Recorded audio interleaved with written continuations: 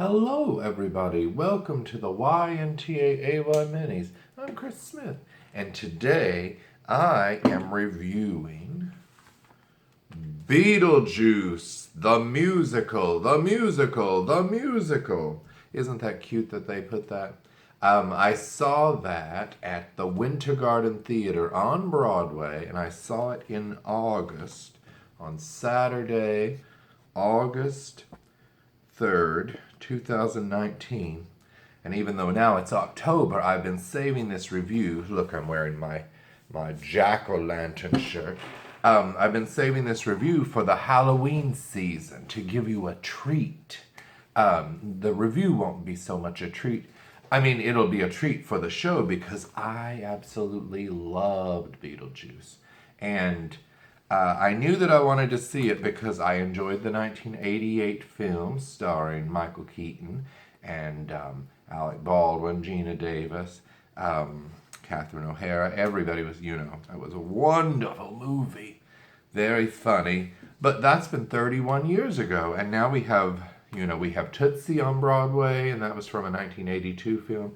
We have Beetlejuice on Broadway 31 years later. It's very interesting that all these older things are popping up in musical form, which is wonderful. But yeah, I wanted to save it for as a treat because I really think that you should treat yourself if you're in the New York area and go see Beetlejuice, or at least rush out and get the cast recording, the original cast recording. You can even stream it. But as you know, I like to get a CD that I can hold in my hand. And if you open it up, Tootsie's inside. But because the Beetlejuice cast recording is in my car, and I have been jamming to it. It is music by and lyrics by Eddie Perfect. And I can tell you that the book of the musical is by Scott Brown and Anthony King, and it's based on Beetlejuice by Michael McDowell, Warren Scarron, and Larry Wilson. And it opened last year in October of 2008 at the National Theater in Washington, D.C., and then it moved to Broadway when did it go to Broadway? It was in the spring, right? It opened at the Winter Garden on April 25th, 2019, just before the Tony nomination, before they came out. And so there's a little window that you have to open in so that you can be eligible that season. So the show got 8 Tony nominations when it came out. So people were delighted and surprised that it got so many nominations. It got Best Musical. These are all nominations. It didn't win anything at the Tonys, but it got Best Musical, Best Book of a Musical, Best Original Score, Best Performance by an Actor in a Leading Role for Alex Brightman, Best Scenic Design in a Musical by David Corns. And y'all, that scenic design is amazing. The sets, it's like a horror movie comedy come to life before your eyes, and that set is crazy. The house changes so many times. It's a sweet, beautiful house when the couple, Barbara and Adam, are living there. And then it gets taken over by the Dietz family, and they make it in this really dark colors and a crazy looking house in and of itself. And then, of course, when Beetlejuice takes over, the house becomes possessed, really. Best Costume Design in a Musical it was nominated for. Best Lighting Design. The lighting is incredible. And when you go into the theater, they have like all the lights are going, those spotlight things that are like, that's going. And everything is like bathed in a greenish and purple lights, and you're like, oh, I'm purple, I'm green. It was really an overload when you walk into the theater, all these sights and I would say smells, but I don't remember smelling anything. That was on the street outside. And Best Sound Design of a Musical, I must say, as well, was the nomination. Oh, and it did win. It won Best Set Design for David Corns at the Outer Critics Circle Awards. It won a Drama League Award for a Founders Award for Excellence in Directing for Alex Timbers. That was at the Drama Leagues. The Drama Desk Awards, it won for Set Design for David Corns. So I really wanted it to win set design at least, and that Hadestown one. Y'all, Gussie saw Hadestown last night and texted me, and she said it's very artsy, and I'm tired of all these artsy things coming along, and they steal awards from shows like The Prom and Beetlejuice. And, well, I mean, it's not stealing. It's an honor just to be nominated. But artsy shouldn't always be rewarded every time. Let's have some fun. There's excellence in fun.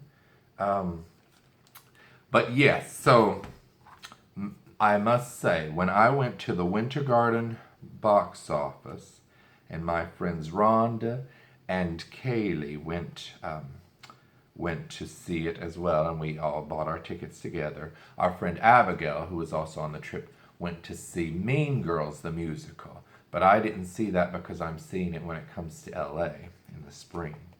But so we bought our ticket at the Winter Garden box office, and the lady who works there, she just about ruined my trip to New York.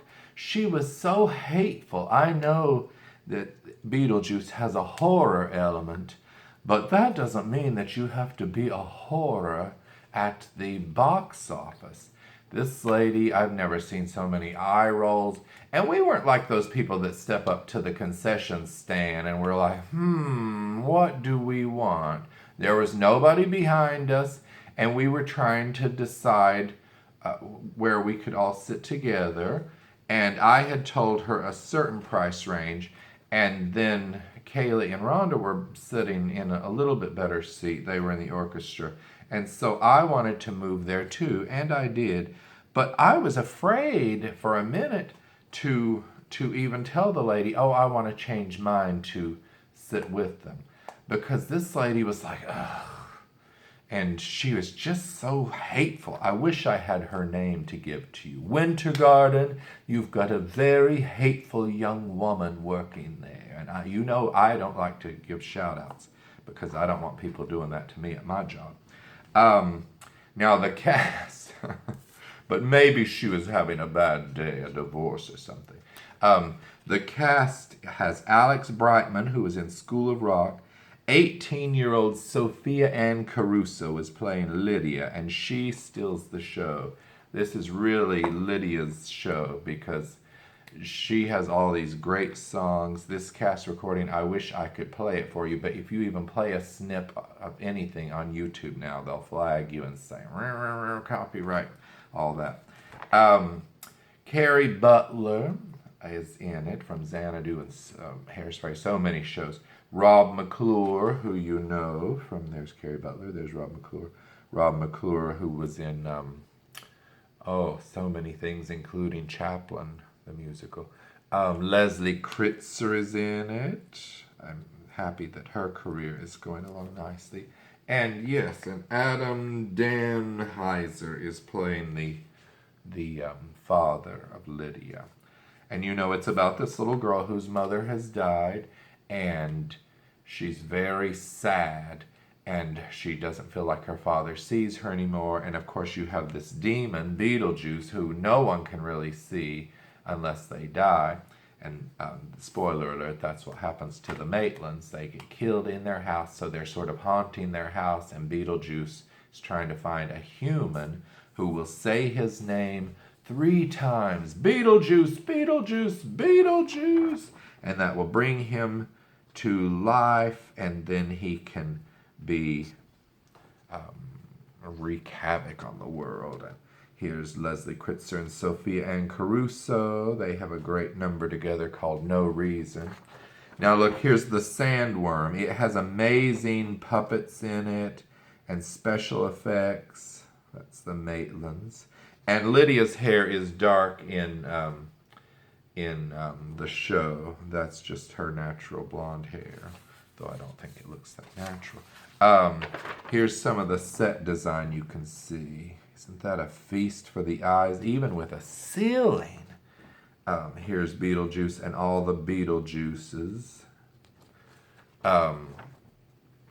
Here's the giant Beetlejuice that comes up out of the orchestra pit, and I guess that's where it came from.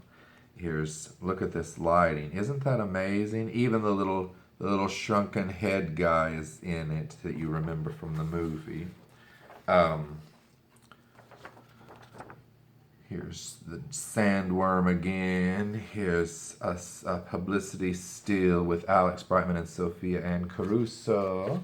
This one was, I believe, in Entertainment Weekly. Isn't that a gorgeous shot? And look, Catherine O'Hara herself came to see the show. I think I saw that Gina Davis came. I don't remember hearing about if Michael Keaton has come to see the show. It's always interesting when the original stars come back and see the new creation. Okay, let me show you what I bought while I was there. I didn't buy a lot of merchandise, but I did buy the poster, and what I love is it's a simple poster, but the design is really interesting because it looks like Beetlejuice's striped suit, and look at this little bug. I guess that's a beetle. And they had like little brooch beetles that you could buy that were green, sort of like that. And of course it has the musical, which I love. And then look here, I did buy a magnet. Where is my Beetlejuice magnet? Here it is, next to the Mean Girls magnet that Abigail got me. So, and the magnet is just like the poster, and I love when a show has a really good design and it's simple. If you see these black and white stripes, you know that it's Beetlejuice. Things that like that are very recognizable. So, but yeah, so I really recommend that you rush out and at least get the cast recording or listen to it online. You can do that. And it also has the hit song from the movie. And, you know, it existed before that, Harry Belafonte. And Day-O. Me say day, me say day, me say day-o. Daylight come and me one go home. That's the Banana Boat song. And it has Jump in the Line. I really jump in the line. Poopy farty butt crot. Not the real lyrics. So it has songs from the movie, but just those two, and then it's got a really great score. It reminded me of sort of Legally Blonde, the musical. They're really peppy. The lyrics are very funny. In Washington, D.C., the show was criticized for being a little too bawdy. And it still has some naughty humor, which I appreciate because I put them in my shows, including The Good People of Sodom and Gomorrah, the musical. So, yes, bawdy humor, but they've toned it down.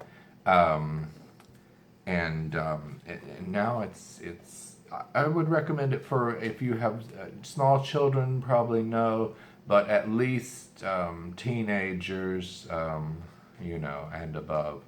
So 13-year-olds can certainly handle this. It's not scary or anything. It's a little adult in places, but it's very funny. And yes, so treat yourself this holiday Halloween season if you're in the New York area, and go see Beetlejuice. I'm sure there'll be a tour. I don't know if anything has been announced yet, but the show is still playing.